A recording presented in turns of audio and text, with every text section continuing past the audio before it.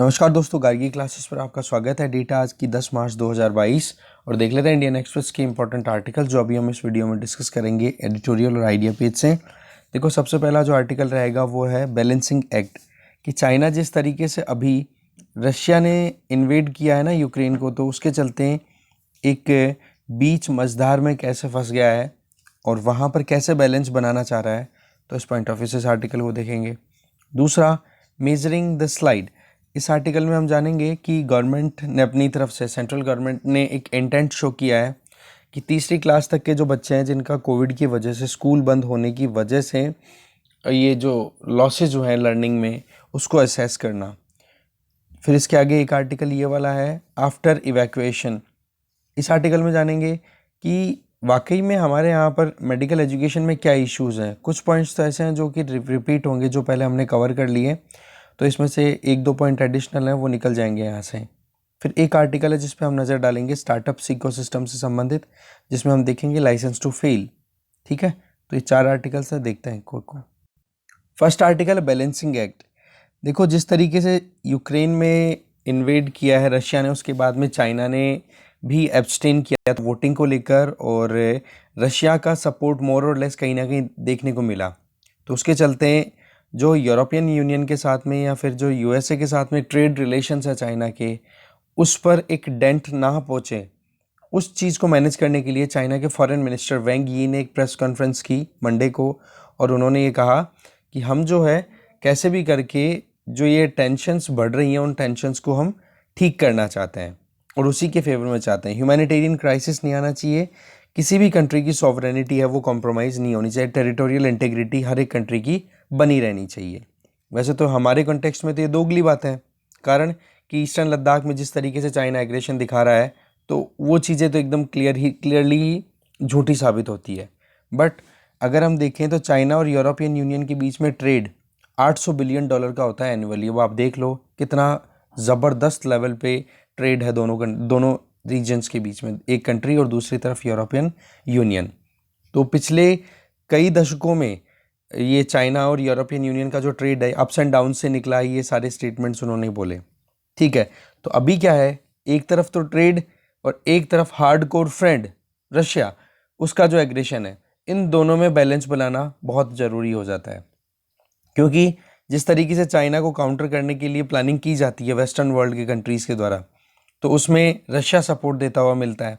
जैसे अभी बीजिंग के जो गेम्स हुए थे, विंटर ओलंपिक्स, उसमें आपको पता ही है कि सबने डिप्लोमेटिक बॉयकॉट किया था। सबने का मतलब मैक्सिमम जो मेजर कंट्रीज़ हैं, उनमें से यूएस भी था, इंडिया भी था, उन्होंने डिप्लोमेटिक बॉयकॉट किया था। कारण कि चाइना जिस तरीके से ह्यूमैनिटेरियन क्राइसिस राइज कर रहा है, जो वीगर मुस्लिम्स हैं सिंजियान प्रोविंस में, उनके लिए, और दूसरी तरफ अगर देखें तो हमारे कंट्री के साथ में जो टेरिटोरियल इशू है वो, या फिर साउथ चाइना सी वाला जो डिस्प्यूट है साउथ ईस्ट एशियन कंट्रीज़ के साथ में, तो ऐसे में रशिया के प्रेसिडेंट व्लादिमीर पुतिन का उस टाइम पे पहुंचना।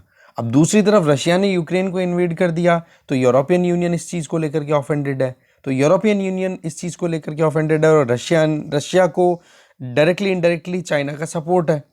तो उस केस में प्रॉब्लम कहाँ आ रही है कि चाइना जो है वो दोनों हाथों में लड्डू रखना चाह रहा है, और उसी के लिए एक बैलेंसिंग का काम अभी शुरू किया है।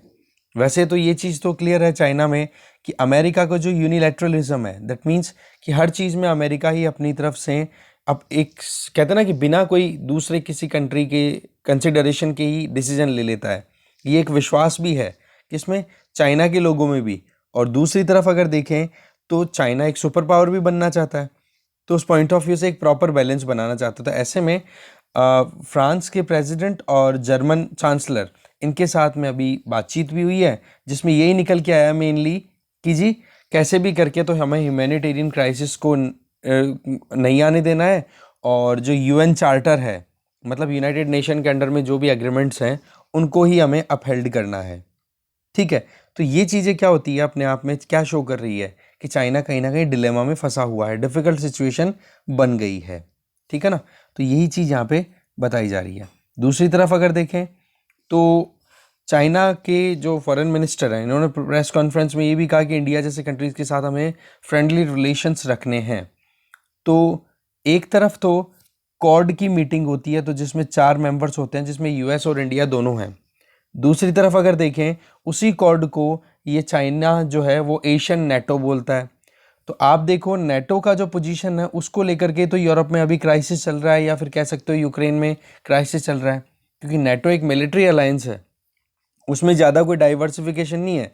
Majorly security point of view से ये ऑर्गेनाइजेशन स्टैब्लिश हुआ था, ठीक है। तो अभी यूक्रेन उसी में ज्वाइन करना चाह रहा था, पर रशिया है वो नहीं चाहता था कि मेरी डोर स्टेप के ऊपर ही नेटो के फोर्सेज हैं वो डिप्लॉय हो जाएं, ओके।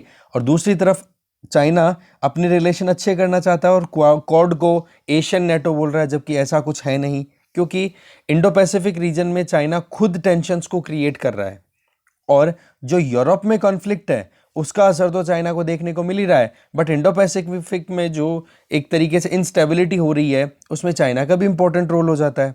तो ऐसे में दोनों के बीच में अगर कंपैरिजन करें तो बहुत ज़्यादा डिफरेंस है, क्योंकि कॉड जो है वो एक अलग लेवल पे काम करने की कोशिश कर रहा है, जिसमें इंटरनेशनल लॉज को प्रमोट करने की बात कर रहा है, टेरिटोरियल सॉवरेनिटी को मेंटेन करते हैं, सिक्योरिटी की बात करते हैं, एक कहते हैं कि अपनी जो प्रॉस्पेरिटी है, regional prosperity Indo Pacific region, उसकी बात करता है।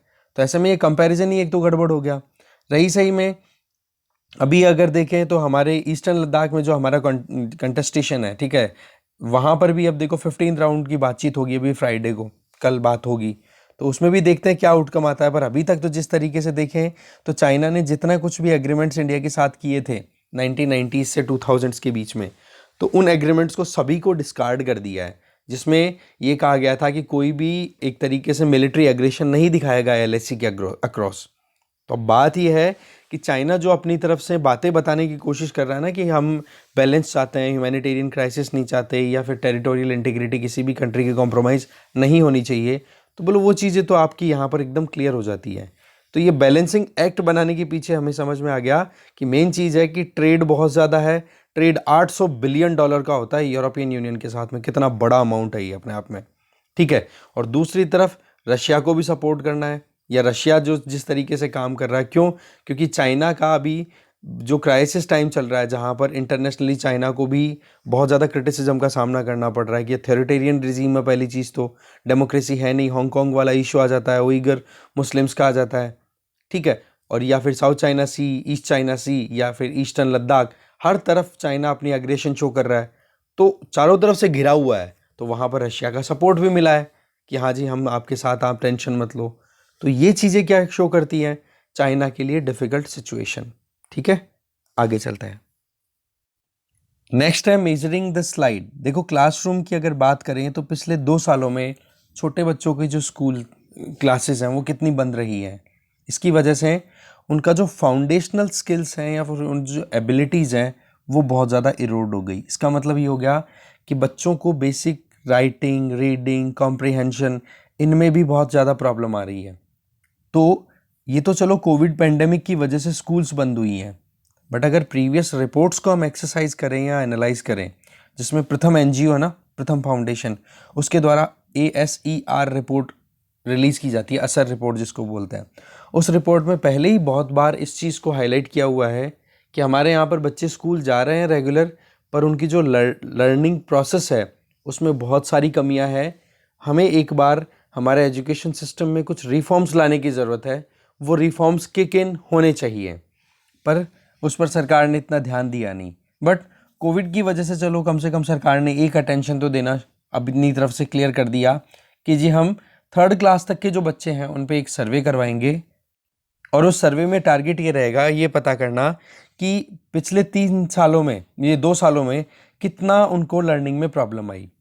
और ये कोई असेसमेंट, ये जो असेसमेंट टेस्ट होगा ना, इसमें ऐसा नहीं होगा कि कोई मतलब रिटर्न टेस्ट होगा, ऐसा कुछ नहीं है। इसमें फेस टू फेस बच्चों से ही सीधा इंटरेक्शन किया जाएगा। इसके लिए ट्रेंड फील्ड इन्वेस्टिगेटर्स भेजे जाएंगे। इसका मतलब कि बच्चों से उनके फ्रेंडली मैनर में सवाल जवाब कर सके और उनसे पूछ सके कि हाँ बेटा आप क्या क्या आपको आता है, ये कर सकते हो, वो कर सकते हो। एक कहते हैं ना कि कैजुअल मैनर में एक असेसमेंट किया जाएगा, जिससे ये पता पड़े वाकई में कि बच्चों को कितना लॉस हुआ है।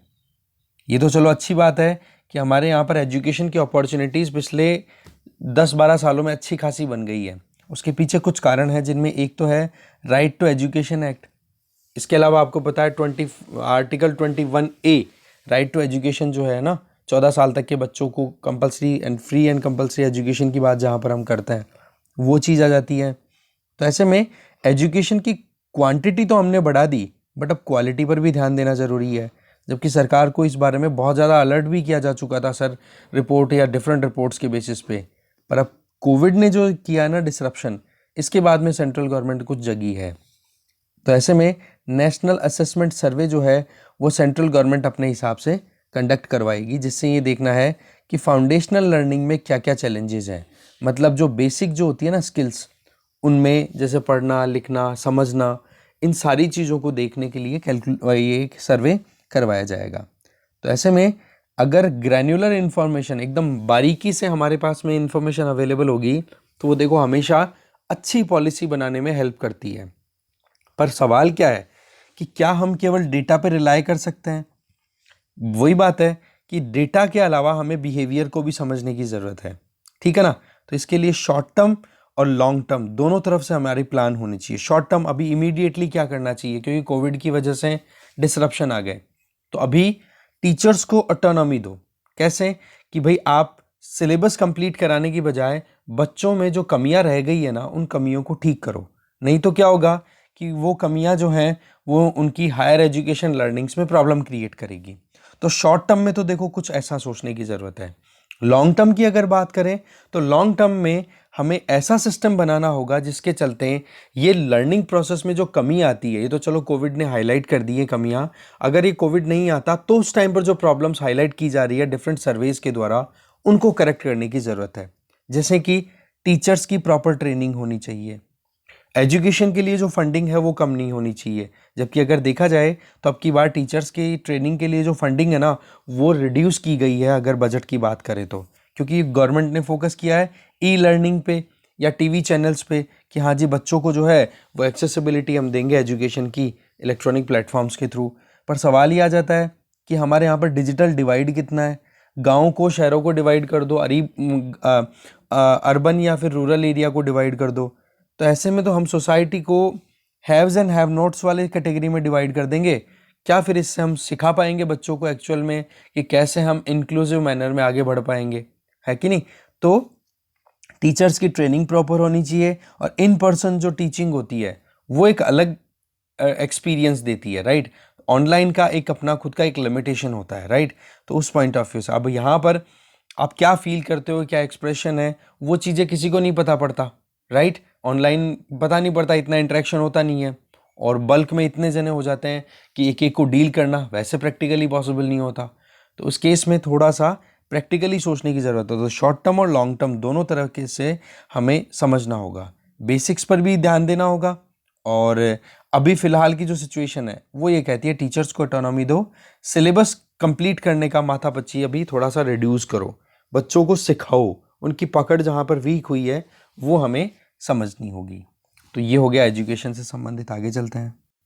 नेक्स्ट आर्टिकल है आफ्टर द इवैक्यूएशन। आनंद कृष्णन जी के द्वारा लिखा हुआ आर्टिकल है कि यूक्रेन से हमने हमारे बच्चों को निकाल तो लिया, पर इस यूक्रेन क्राइसिस ने हमें एक बार फिर से सोचने पे मजबूर कर दिया है कि हमारे देश में जो एजुकेशन सिस्टम है, पर्टिकुलर मेडिकल एजुकेशन की बात करें तो इसमें कितने ज़्यादा प्रॉब्लम्स हैं।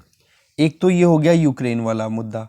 दूसरा, पोस्ट ग्रेजुएट कोर्सेज के लिए, पीजीज़ के लिए, पीजी कोर्स के लिए जो एडमिशन में रिजर्वेशन कोटा की जो बात चल रही थी, जिसमें ये था तमिलनाडु ने ये कह दिया एक तो कि हम नीट को नहीं कंटिन्यू करना चाहते हैं, हमें नहीं चाहिए नीट। और दूसरा ये कि जब पीजी में एडमिशन की बात हो रही थी तो उस टाइम पे ईडब्ल्यूएस वाला जो मुद्दा आया था वो, तो इन सारी चीज़ों ने मिलकर के एक क्लियर हमें सिग्नल दिया है कि हमारे यहाँ पर कितना ज़्यादा ज़रूरत है मेडिकल एजुकेशन में रिफॉर्म्स लाने की। तो राइटर हैं वो ये बोल रहे हैं कि मैं खुद एक डॉक्टर हूँ, मतलब बाय प्रोफेशन टीचिंग करता हूँ, डॉक्टर्स को पढ़ाता हूँ, डॉक्टर बनाता हूँ, है ना। और दूसरी तरफ प्रोफेसर हैं, और दूसरी तरफ मेरी बेटी भी है, उसको भी मैंने ये यूक्रेन का जो प्रोसेस है ना, ऐसे प्रोसेस से एजुकेशन दिलाई है, या फिर प्राइवेट सेक्टर से मेरा लिंक रहा है एजुकेशन दिलाने में। तो राइटर ये बोल रहे हैं कि हमारे यहाँ पर प्राइवेट कॉलेजेस हैं, तो ऐसे में एक तो लिमिटेड सीट्स हैं और एक साल का 15 से 30 लाख रुपया खर्चा लगता है, जिसमें ना तो हॉस्टल है ना स्टडी मटेरियल है, ये तो एडिशनल लगता है। बताया था ना मैंने, करोड़ों रुपए लग जाते हैं। तो अफोर्डेबिलिटी नहीं आती तो मजबूरन क्या करना पड़ता है उनको, अपना घर छोड़ करके और फिर बाद में निकलना पड़ता है देश छोड़ करके बाहर, और फिर दूसरे देश में अगर कोई इंस्टेबिलिटी आ जाती है तो उसका नुकसान हमें भुगतना पड़ता है। यूक्रेन क्यों एक अच्छा डेस्टिनेशन बना, इसके बारे में हमने कल डिस्कशन किया था, वो पॉइंट्स में ऐड करना चाहूँगा कि क्यों यूक्रेन में इतने बच्चे पढ़ने जाते हैं हमारे यहाँ से। उसके पीछे एक तो देखो सस्ती वहाँ पर मेडिकल एजुकेशन मिल जाती है, दूसरी ये बताई जाती है कि यूक्रेन में जो मेडिकल एजुकेशन के बाद में सर्टिफिकेट मिलता है ना मेडिकल एजुकेशन का, उसके बेसिस पर ये वो यूरोपियन कंट्रीज़ में एंट्री ले सकते हैं। तो ये एक अपने आप में एक इम्पॉर्टेंट चीज़ हो जाती है। तो ये दो कुछ और पॉइंट्स थे, इनमें से दो ये इंपॉर्टेंट पॉइंट थे, ठीक है, जिसके चलते उनको ईजीली एंट्री मिल जाती है। और यूक्रेन में जो है एग्ज़ाम का इतना ज़्यादा माथापच्ची नहीं है जैसे हमारे यहाँ पर नीट एग्ज़ाम होता है। कितना टफ कंपटीशन है कि 16 लाख बच्चे बैठ रहे हैं, 80,000 के 86,000 के लगभग बच्चों को एडमिशन मिल रहा है पूरे देश में। तो अब आप देख सकते हो 15 लाख और 20,000 बच्चे कितना परेशान हो रहे हैं, 15 लाख 14,000 बच्चे। तो आप समझ सकते हो कितना ज़्यादा क्राइसिस है।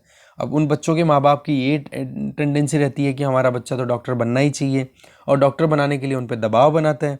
एग्ज़ाम पास हो गया तो ठीक, नहीं हुआ तो मजबूरन फिर उनको छोड़ना पड़ता है देश और जाओ बाहर भाई पढ़ने के लिए। तो एक तो महंगाई हमारे यहाँ पर ज़्यादा, एक कंपटीशन इतना ज़्यादा।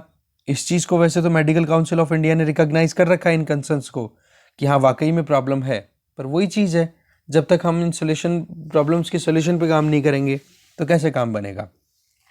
मेडिकल काउंसिल ऑफ इंडिया, ठीक है, उन्होंने अपनी तरफ से पहले भी कोशिशें की थी कि जो करप्शन है मेडिकल एजुकेशन में या जो घोस्ट फैकल्टीज़ हैं उनके प्रॉब्लम को सॉर्ट आउट किया जाए। होता क्या है देखो कि हमारे यहाँ पर जो प्रोफेसर्स की कमी है या फैकल्टीज़ की बात करें, टीचर्स की, है ना, जो पढ़ाते हैं इन मेडिकल कॉलेजेस में, उनके नंबर्स में कमी है। तो पहली चीज़ तो ये प्रॉब्लम है, ह्यूमन रिसोर्स अवेलेबल नहीं है।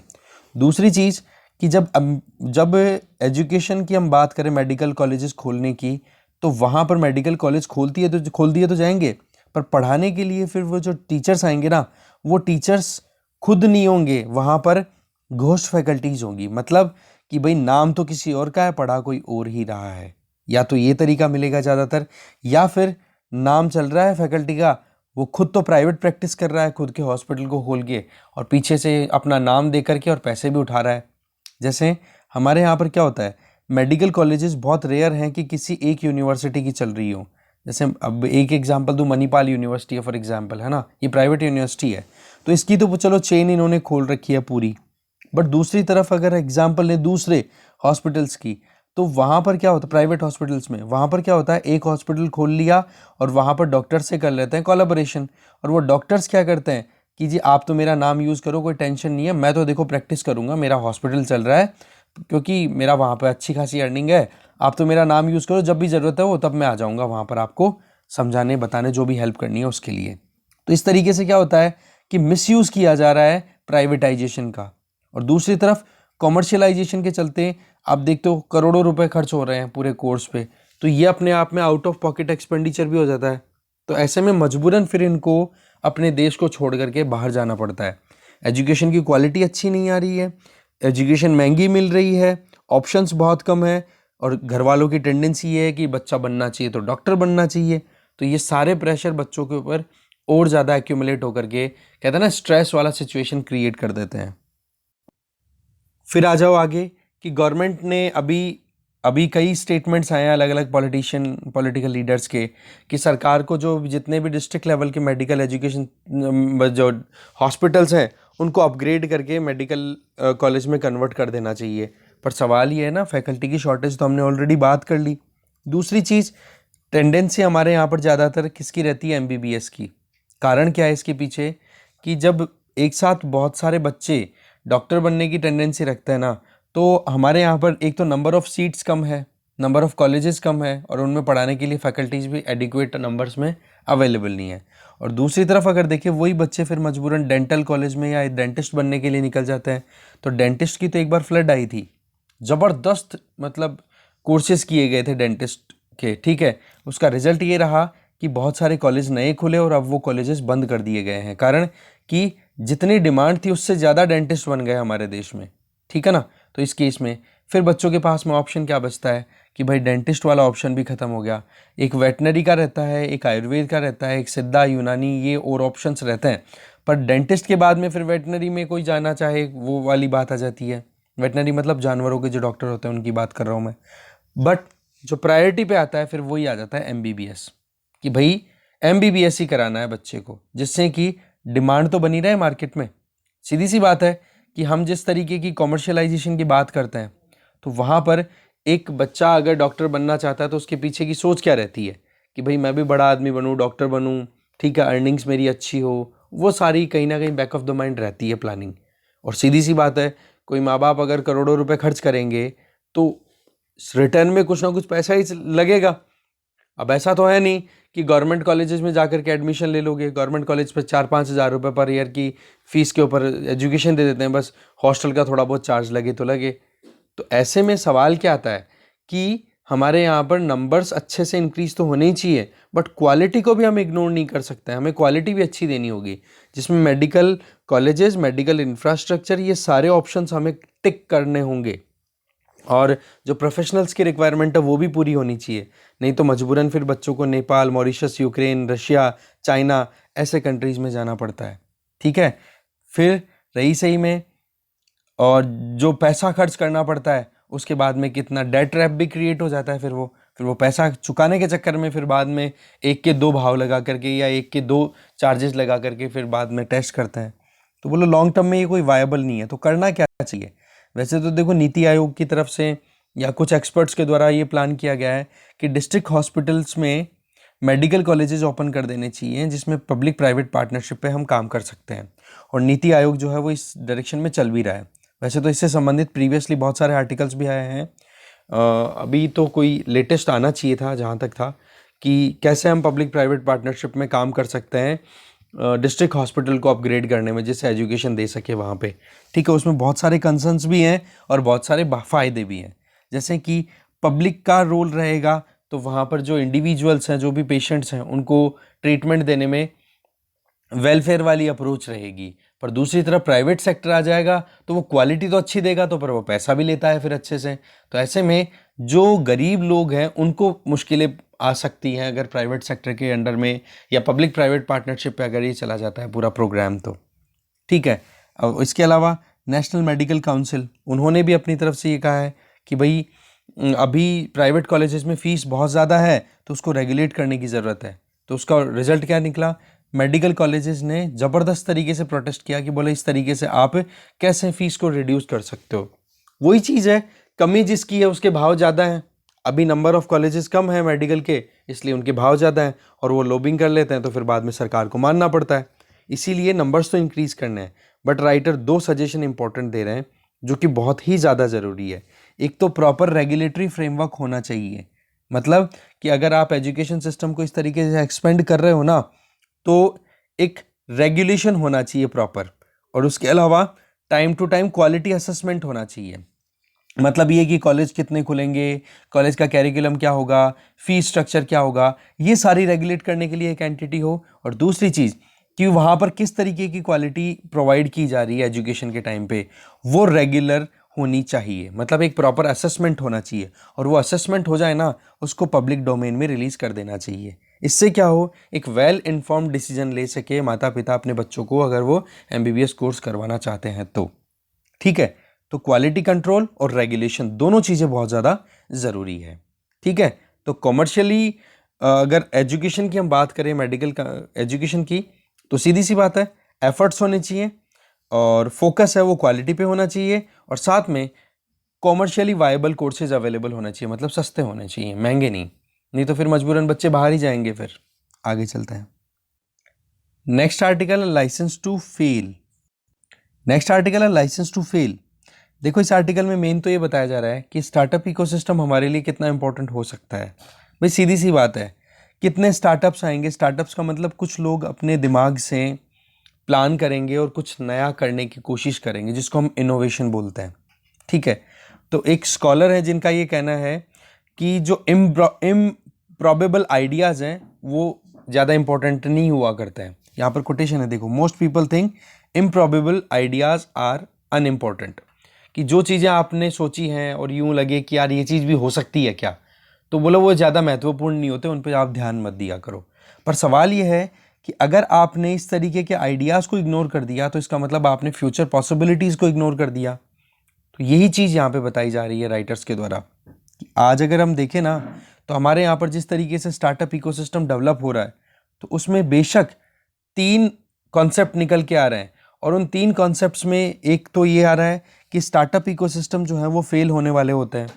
दूसरा ये बताया जाता है कि स्टार्टअप इकोसिस्टम जो वो सोशलाइजेशन की तरफ ज़्यादा विश्वास नहीं करते हैं, या फिर आप कह सकते हो कि अपने नुकसान को मतलब एक तरीके से सोशलाइज नहीं करते हैं।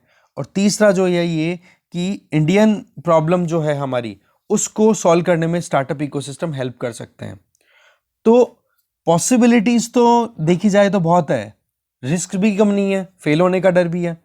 तो बात ऐसी है ना कि जब मान लो 100 स्टार्टअप्स ने शुरुआत की और उन 100 में से मान लो 98 फेल हो गए, मान लेते हैं एक बार 98 फेल हो गए, और फिर भी अगर 2 सक्सेसफुल चल जाते हैं, तो वो सक्सेसफुली 2 चलने के बाद में आप समझ सकते हो कि आने वाले टाइम की वो बड़ी कंपनी बनती हैं, और बड़ी कंपनी जब बनती हैं तो वहाँ पर जॉब भी क्रिएट होती है। तो ये चीज़ क्या है कि आपने पॉसिबिलिटीज़ के लिए ओपन अप रखा ना अपना इकोसिस्टम, उसका बेनिफिट मिला। तो यही चीज़ है लाइसेंस टू फेल। अगर आप बच्चे को फ्रीडम नहीं दोगे कि बेटा तू फेल हो जाएगा, तो कोई चिंता नहीं, बस तू तो एफर्ट कर, तो उस केस में वो बच्चा परफॉर्म कैसे करेगा, राइट? तो उस केस में फ्रीडम देना बहुत ज़्यादा ज़रूरी है। वही चीज़ स्टार्टअप इकोसिस्टम में हम अप्लाई कर सकते हैं। अगर हम प्राइवेट इक्विटी इन्वेस्टमेंट की बात करें तो लगभग 77 बिलियन डॉलर्स तक इन्वेस्ट हो चुका है, जिसमें से अब देखो 42 बिलियन जो है वो इन्वेस्टमेंट तो केवल और केवल अर्ली स्टेजेस में आए थे। ये 2020 की बात है, 2021 की बात है। मतलब 2021 में जितने भी स्टार्टअप्स आए थे ना, उनमें लगभग 77 बिलियन डॉलर्स का इन्वेस्टमेंट देखा गया, और वो इन्वेस्टमेंट में 42 बिलियन तो इनिशियल स्टेज, कि हाँ शुरुआत में आइडिया बड़ा अच्छा है, लो करो। शार्क टैंक वाला आपने देखा होगा, ये सोनी टीवी पे आता है। उसमें क्या है, आइडियाज़ के बारे में डिस्कशन होते हैं, और उन आइडियाज़ पे फिर बाद में पैसा लगाते हैं कि हाँ जी ये बहुत बढ़िया काम कर रहा है। हमारे देश में बेरोजगारी बहुत बड़ी प्रॉब्लम है, हमारे देश में गरीबी बहुत बड़ी प्रॉब्लम है। इनको सॉर्ट आउट करने के लिए रिस्क तो लेना पड़ेगा, ऑप्शन तो हमें क्रिएट करने पड़ेंगे। तो ऐसे में जो एंजल इन्वेस्टर्स होते हैं, वेंचर इन्वेस्टर्स होते हैं, तो इनको भी कहीं ना कहीं एनकरेज करने की ज़रूरत है। अब देखो स्टार्टअप इकोसिस्टम में जो 3 हाइपोथेसिस की हमने बात की थी, एक तो फेल होने का डर, भाई फेल होंगे तभी तो कुछ आउटकम निकलेगा, तो हमें इस चीज़ को डर ध्यान में, मतलब इस डर के चलते हम स्टार्टअप्स को अगर एनकरेज ही ना करें तो वो ठीक बात नहीं है। शुरुआत में अगर हम उसको मार देंगे तो ठीक है। जैसे कि यहाँ पर लास्ट में कोट भी दे रहे हैं बड़ा अच्छा, वो ये कि जो राम प्रसाद बिस्मिल ने कहा था ना सरफरोशी आज़ादी के लिए, तो सरफरोशी भी क्या था, एक आइडिया ही था कि हमें कैसे भी करके अंग्रेजों को भगाना है। या फिर मीर ताकी मीर के द्वारा जो लिखा हुआ है जुनून, एक जुनून होना चाहिए आदमी के, जील होनी चाहिए। और आज हम बोल देते हैं इकोनॉमिस्ट इनोवेशन, तो बोलो कोई फर्क वाली चीज़ नहीं है, चीज़ें सेम ही है। अगर आप छोटे बच्चे का जो एक कहते हैं ना एक बीज है, उस बीज को आपने अप्रिशिएट नहीं किया, क्योंकि बहुत सारे बीज होते हैं, बहुत सारे सीड्स हैं, उनमें से 1 या 2 हैं वो सक्सेसफुली प्लांट कर पाते हैं, राइट? तो उन चीज़ों को हमें एनकरेज करने की ज़रूरत है, या फिर उनके लिए हमें फेवरेबल कंडीशन देनी होगी। हाँ जी फेल हो गया कोई बात नहीं, पर जो सक्सेसफुल होंगे वो तो देखो ना कितना अच्छा होगा, और एक अच्छा माहौल भी बनता है उससे, कंपटीशन का माहौल भी क्रिएट होता है, right? Startup doesn't socialise their losses, दूसरा हाइपोथेसिस ये आता है कि स्टार्टअप्स में अगर आप पैसे की इन्वेस्टमेंट की बात करें तो वो ज़्यादा दिखता नहीं है, ठीक है, मार्केट में।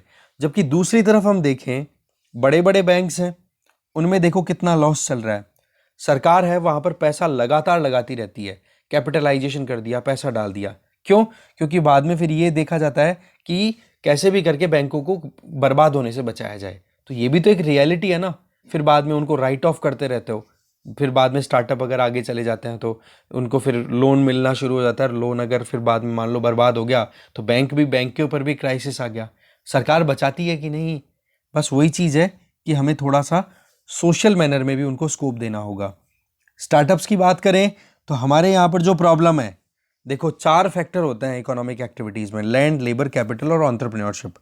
ये चारों चीज़ें जब एक कॉम्बिनेशन में काम करती है ना, तब अच्छा आउटकम आता है। तो हमारे यहाँ पर टोटल फैक्टर प्रोडक्टिविटी, इन चारों की जो प्रोडक्टिविटी है ना कुल मिला के, वो बहुत कम है। उसको ठीक करना ज़रूरी है। और इसको ठीक करने के लिए हमें नई सोच के साथ काम करना होगा। इसके लिए क्या किया जा सकता है?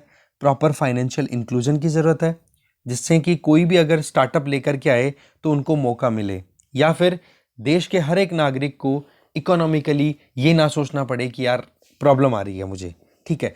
उसके लिए ऐसी फैसिलिटीज़ अवेलेबल होनी चाहिए जिससे कि वो एक्सेस कर सके अपनी नीड्स को, या फिर जो भी अपनी एस्पिरेशंस हो उनको। इसके आगे सप्लाई चेन प्रॉपर मेंटेन हो। लॉजिस्टिक्स जो इशू है कि हाँ भाई माल प्रोड्यूस तो सस्ते में हो रहा है, पर कंज्यूमर तक पहुंचते पहुंचते इतना महंगा हो गया कि कंज्यूमर लेने में डर रहा है, या फिर हम एक्सपोर्ट करने में सक्सेसफुल नहीं हो रहे हैं, इंटरनेशनल मार्केट में कम्पीट नहीं कर पा रहे हैं। Transport, media, health care, agriculture, हर एक सेक्टर में ऑप्शंस बहुत हैं। तो ऐसे में क्या करना होगा हमें? तो देखो सीधी सी बात है, सबसे पहली चीज़ तो ये कि ग्लोबल कैपिटल सप्लाई है ना, वो बहुत इंपॉर्टेंट रोल प्ले करती है स्टार्टअप्स को प्रमोट करने में। पर अभी जो प्रॉब्लम चल रही है वो ये कि अमेरिका ने जब से इंटरेस्ट रेट राइज करने की बात की है, तब से लोगों ने इंडिया जैसी डेवलपिंग कंट्रीज से इन्वेस्ट करने की बजाय अब वो अमेरिका की तरफ रुख कर चुके हैं। पर जब एक प्योर हार्ट के साथ में आप किसी भी स्टार्टअप को स्टार्ट करते हो ना, तो और प्योर हार्ट आपकी जो वैल्यू है वो अच्छी होनी चाहिए, एथिकली आपको अच्छे मैनर में काम करना होगा। नहीं तो हमने देखा था ना, एक्सप्लेन पेज पे ध्यान हो तो, कि अभी एक कंपनी का क्या नाम था, थेरानोस कंपनी, जिसकी फाउंडर एलिजाबेथ होम्स, उन पे $700 मिलियन के घपले का केस लगा और अभी वो जेल में है। कारण कि उन्होंने स्टार्टअप में एक गलत इमेज, मतलब एक तरीके से गलत अप्रोच के साथ में उन्होंने स्टार्टअप को शुरू किया कि एक इंडिविजुअल के ब्लड टेस्टिंग से ही उसकी फ्यूचर की बीमारियों का पता पड़ जाएगा, उसके बिहेवियर का, ऐसा कुछ पता था। अपन ने एक्सप्लेन पेज पर डिस्कस किया था, वो मैं लिंक डिस्क्रिप्शन बॉक्स में शेयर कर दूंगा ढूंढ करके वो, ठीक है ना। तो उस केस को आप देखना एक्सप्लेन पेज पे कि किस तरीके से कुछ स्टार्टअप्स जो हैं वो एक इस तरीके का ऑरा क्रिएट कर देते हैं, माहौल बना देते हैं कि लोग उसमें इन्वेस्ट करते हैं। जबकि ये अमेरिका की कंपनी थी थेरानोस, जिसकी हम बात कर रहे हैं, जिसने एप्पल के लाइन पे चलते हुए, एप्पल कंपनी है ना, उसके लाइन पे चलते हुए अपने आप को प्रमोट करने की कोशिश की थी। पर वही चीज़ है कि एक ओवर एम्बिशियस इंडिविजुअल कैसे बर्बाद हो जाता है, वो एक स्टोरी है। तो स्टार्टअप भी एम्बिशियस इंडिविजुअल स्टार्ट करते हैं, पर वही चीज़ है कि अगर हम इस एक दो गलतियों की वजह से अगर हम उनको एनकरेज करना छोड़ देंगे, ऐसे में पॉइंट क्या आ रहा है कि यूएसए में अगर ये थेरानोस में गफला निकला तो क्या स्टार्टअप इकोसिस्टम को बिल्कुल बर्बाद कर दिया क्या वहाँ की सरकार ने? प्रमोट तो करती है ना। तो हमें भी लाइसेंस देना होगा कि भाई फेल हो कोई इशू नहीं है, बट ढंग के अगर 4-5 स्टार्टअप भी हर साल मिलते चले गए ना, तो इंडिया आराम से सक्सेसफुली आगे ट्रेड कर पाएगा, ठीक है। तो ये चीज़ बताई जा रही है। तो वही राम प्रसाद बिस्मिल जी की बात, भाई सरफरोशी की बात है, चैलेंजेस तो लेने पड़ेंगे। सक्सेसफुल हुए बहुत बढ़िया, नहीं हुए तो कुछ तो आएगा आउटकम। ये है पूरा मुद्दा। इस आर्टिकल में, इस डिस्कशन में जो भी था देख लिया। Thank you very much.